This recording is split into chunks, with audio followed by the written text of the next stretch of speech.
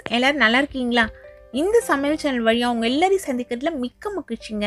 சிம்பிளான சமையல் எக்ஸலண்டான டேஸ்ட்ல வரணும்னா நம்ம சேனலை தொடர்ந்து பாருங்க.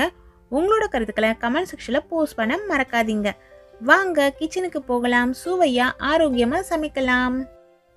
இப்போ நம்ம செய்ய போகிறது விநாயகருக்கு ரொம்பவே பிடிச்ச கருப்பு முக்கடலை சுண்டல் தாங்க. விநாயகர் சதுர்த்திக்கு மட்டும் இல்லாமல் நவராத்திரிக்கும் இந்த சுண்டல் ஒரு முக்கியமான பங்கு வகிக்கும். இந்த கருப்பு மூக்கடலை சுண்டலை நல்லா சுவையாக எப்படி செய்யுதுன்னு பார்க்கலாம் வாங்க. இந்த சுண்டல் செய்யறதுக்கு ஒரு ப்ரெஷர் பேனை ஸ்டவ்வில் வச்சு ஸ்டவ்வை சுவிட்ச் ஆன் பண்ணிக்கோங்க. அதில் 1.5 லிட்டர் அளவுள்ள தண்ணி சேர்த்துருக்கேன்.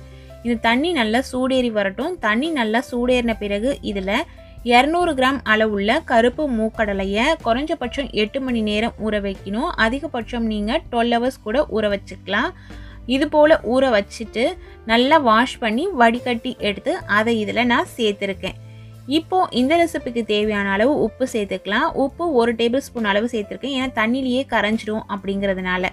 அதே போல் மஞ்சள் பொடி 2 சிட்டிகை அளவு இதில் சேர்த்துக்கோங்க. மஞ்சள் பொடி சேர்க்கறதுனால நல்ல கலர்ஃபுல்லாக நமக்கு கிடைக்கும். சில சமயம் மூக்கடலை கொஞ்சம் கலர் டல்லாக இருக்கும். அப்படி இருக்கும்பொழுது மஞ்சள் பொடி நம்ம சேர்த்து செய்யும்பொழுது சுண்டல் நல்லா கலர்ஃபுல்லாக இருக்கும். இது நல்லா சூடேறின பிறகு ப்ரெஷர் குக்கரோட மூடி போட்டு மூடிடுங்க. இந்த நாப் வழியாக ஏர் ரிலீஸ் ஆகுதா அப்படிங்கிறத செக் பண்ணிவிடுங்க. செக் பண்ணிவிட்டு வெயிட் போட்டுருங்க. இது பார்த்தீங்கன்னா புது கடலையாக இருந்ததுன்னா சீக்கிரமாகவே வெந்துடும். அப்போ நீங்கள் ஒரு 4 விசில் 5 விசில் கொடுத்தீங்கனாலே போதும். கொஞ்சம் பழைய கடலையாக இருந்ததுன்னா டைம் எடுக்கும். அதுக்கு ஏற்ற மாதிரியும் உங்கள் குக்கர் கெப்பாசிட்டிக்கு ஏற்ற மாதிரியும் விசில் கொடுத்து ஆஃப் பண்ணிக்கோங்க. குறைஞ்சபட்சம் 5 விசில் தேவைப்படும். நான் ப்ரெஷர் எல்லாம் போயிடுச்சாங்கிறத செக் பண்ணிவிட்டு ஓப்பன் பண்ணி பார்க்குறேன். மூக்கடலை வெந்துருச்சான்னு பார்க்கலாம். நான் இன்றைக்கி 7 விசில் கொடுத்தேன். இப்போ இந்த மூக்கடலை எப்படி வெந்திருக்குன்னு பார்க்கலாம். இது போல் நம்ம அழுத்தும்பொழுது அப்படியே சாஃப்டாக அழுந்திடணும். அப்படியே சாஃப்டாக இருக்கணும். அப்போ தான் சுண்டல் சாப்பிட்றதுக்கு நல்லாயிருக்கும். கெட்டியாகவே இருக்கக்கூடாது. அப்படி சரியாக வேகலைன்னா திரும்பவும் நீங்கள் விசில் கொடுத்து வேக வச்சுக்கோங்க. இப்போ இந்த மூக்கடலை வடிகட்டி எடுத்தாச்சு. இதை தனியாக வச்சுட்டு இன்னொரு கடாயை ஸ்டவ்வில் வச்சுட்டு ஸ்டவ்வை சுவிட்ச் ஆன் பண்ணிக்கோங்க. தாளிக்கிறதுக்கு தேவையான அளவு எண்ணெய் இதில் நம்ம சேர்த்துக்கலாம். நான் இன்றைக்கி கடலெண்ணெய் சேர்க்குறேன். நீங்கள் உங்கள் வீட்டில் தாளிக்கிறதுக்கு எந்த எண்ணெய் பயன்படுத்துவீங்களோ அந்த எண்ணெய் சேர்த்துக்கோங்க. எண்ணெயோட அளவும் உங்கள் விருப்பப்படி கூடுதலாகவோ குறைவாகவோ சேர்த்துக்கோங்க.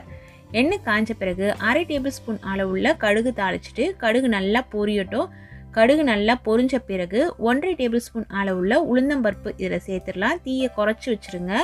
உளுந்தம்பருப்பு சேர்த்துட்டு இது போல் நம்ம கலந்து விட்டுக்கலாம். அப்போ தான் உளுந்தம்பருப்பு எல்லா பக்கமே நல்லா இது போல் கோல்டன் கலரில் செவந்து வரும். உளுந்தம்பருப்பு கோல்டன் கலரில் மாறிடுச்சு. இப்போ 2 பச்சை மிளகாய் மெல்லிஸாக நீளமாக இருந்தது, அதை பொடியாக கட் பண்ணி எடுத்து சேர்த்துட்டேன். 3 இனுக்கு கருவேப்பிலையை உருவி எடுத்து அதையும் இதில் சேர்த்துட்டேன். 1/4 டேபிள் ஸ்பூன் அளவுள்ள பெருங்காயத்தூள் இதில் சேர்த்துருக்கேன்.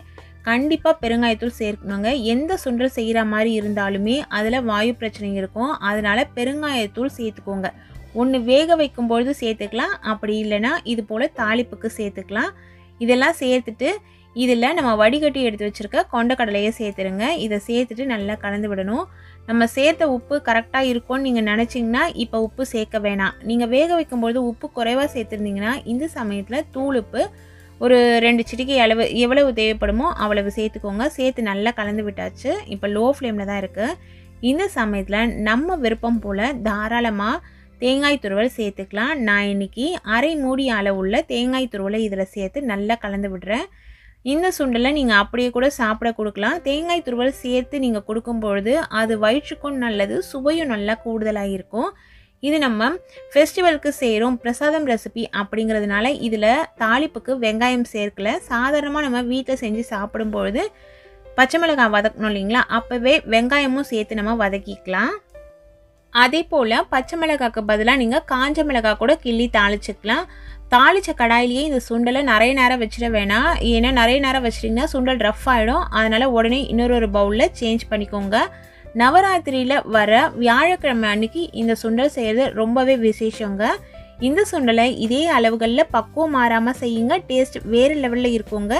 இது போல் நல்ல ரெசிபிஸ் தெரிஞ்சுக்கணுன்னா நம்ம சேனலை தொடர்ந்து பாருங்கள். சுவையாக சமைச்சு சாப்பிட்டுட்டு மகிழ்ச்சியாக வாழுங்க. சுவையாகவும் இருக்கணும், ஆரோக்கியமாகவும் இருக்கணும்னா நம்ம சேனலை பார்த்து சமைங்க. Thank you friends.